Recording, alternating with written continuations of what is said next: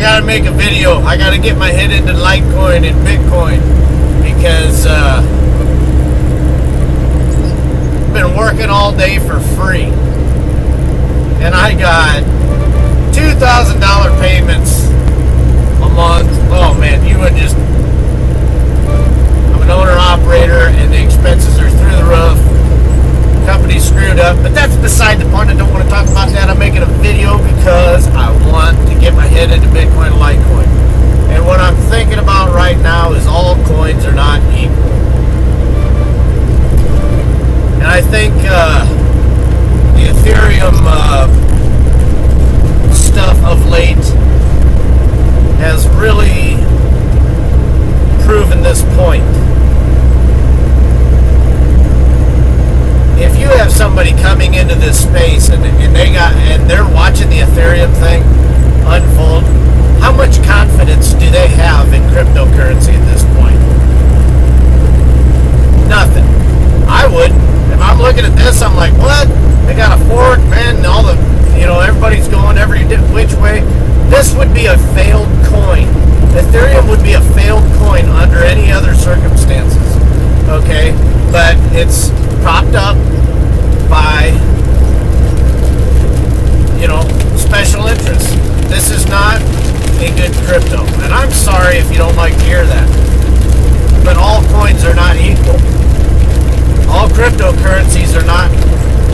When you hear something, when you've seen Bitcoin do what it's done, that does not mean the next coin coming out is going to do that. Many coins fail. Many coins have bugs. And Ethereum is one of those coins. Now, under normal circumstances, what would happen is it would tank, and it would keep going down and keep going down. It lost $600 billion in market cap in 24 hours, and I made a video that day pointing that out just because I looked, and it was like, holy cow, man. And then it stabilized. And then you got David Seaman coming out making a video saying, oh, Ethereum is rebound mightily. It's like, hello, it was at 18, it crashed down to about 10 and came up to about 12 or 13. It's back. And I mean, that's not a rebound to me. A rebound would be back up to 18. That's beside the point. But you've got the Ethereum apologists going out there, and I'm telling you, what I'm thinking is, if you're trying to get somebody into this space, and what we want is mass adoption of Bitcoin, and all of these altcoins, I hear people say that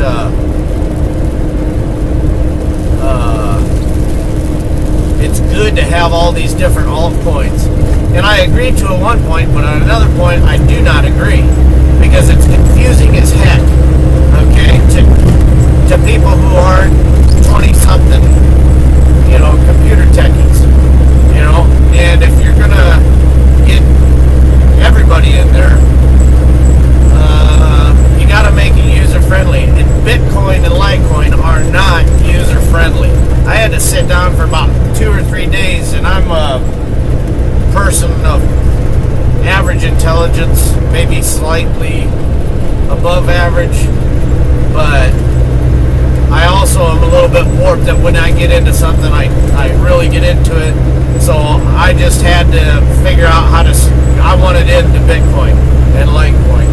And so I figured it out. But I just wanted to buy, I was looking at stuff, and I'm like, I look at MadeSafe coin. I would like to have MadeSafe coin. But how I do it is I print out a paper wallet, and I put it on there, and I forget about it. That's how I do it. And then 10 years down the road, I'm going to look, and I'm only going to be investing in this space for a couple years.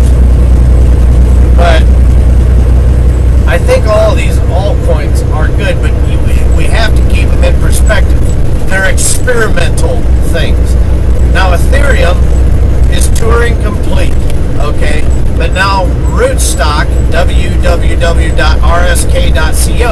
has come out with a sidechain that makes Bitcoin and Litecoin, or Bitcoin and soon to be Litecoin, Turing complete. So you can do everything on that Ethereum chain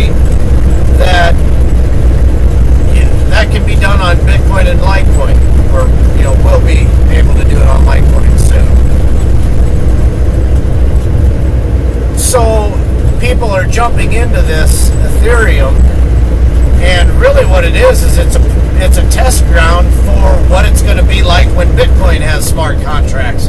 And for people who actually do enter into these smart contracts, what to look out for. How much do you trust the code? It's a foreign language. Do you really want to trust something?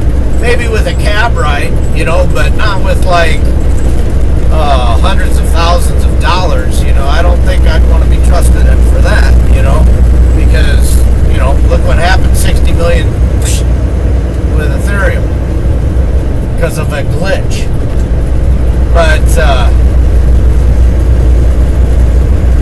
just be careful when you're talking about all these altcoins, and be careful when you're buying them, because altcoins are not equal. A lot of people don't know that there's hedge fund managers behind Ethereum. There are Goldman Sachs, former Goldman Sachs employees, Joseph Lubin, Dr. Costa. There's Wall Street. Wall Street wants Ethereum so they can have their own blockchain and whatever. So if you're investing in that, you're investing in Wall Street and the status quo.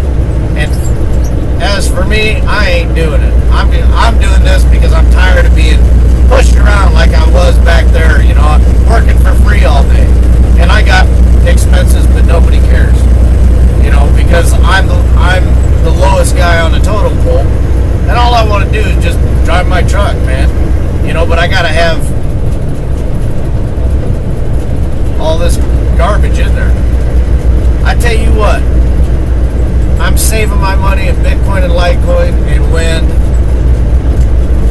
that inevitable growth happens, I am going to shake up the trucking industry, folks. Believe me, and the international shipping industry. Do you think Vladimir Putin is really going to want to trade in Ethereum? Why would he want to trade in something that's Wall Street and Western banks?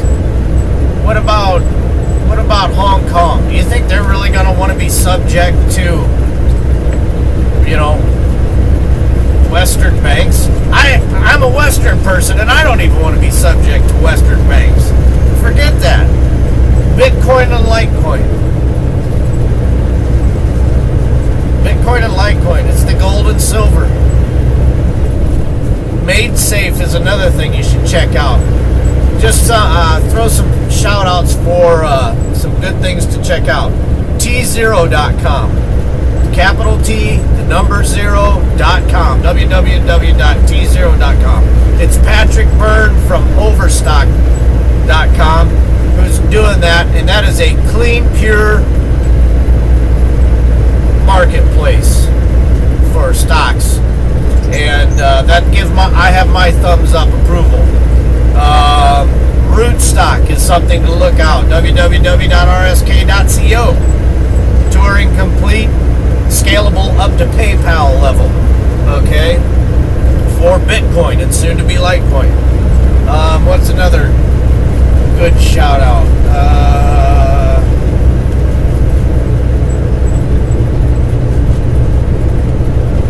I don't know. The Bank of China is they were talking. There's a video out there with Patrick Byrne talking about T0 when he introduces T0, and he talked about the Bank of China is very interested in T0 because they want out of the rat race just like everybody else. So you're watching all this drama unfold in Ethereum, and if you're investing in this for a long-term investment, I think you're barking up the wrong tree. Another thing, I just want to point this out with Ethereum. When it tanked, when it lost that 600,000, when the DAO was hacked, okay, it stopped. What was that guy, Tone Vase? I never thought about this before, but I when I watched it stop, was like, why is that stopping? But Tone Vays pointed out that not only did Ethereum, the developers of Ethereum, get 12% of the pre-sale, who knows how much of 12% of the pre-mine, who knows how much of the pre-sale they have, because that's not open to the public to know. And plus, they got, what was it, $60 million in Bitcoins? Boy, that's a lot of power to manipulate the markets in case something like the Dow gets hacked and the price drops, and then they can push the price back up and support it and keep it going to make sure that people keep their confidence in Ethereum. So if you're into that, that's what's going on. There's no doubt in my mind. Joseph Lubin used to work for Goldman Sachs. He was a hedge fund manager, and that's what hedge fund managers do. They manipulate markets. Look up Jim Cramer manipulation. He's a hedge fund manager, and he tells you how to do it. And man, I told you to get in here and start making jokes and stuff like that. What's up with that, man? You're over there sitting there like Silent Bob. He don't want to get hit. Show your mug, boy. Mudrow's with me. He's glowing white. He's an angel. He's glowing whiter than I am. All right, das vidanya.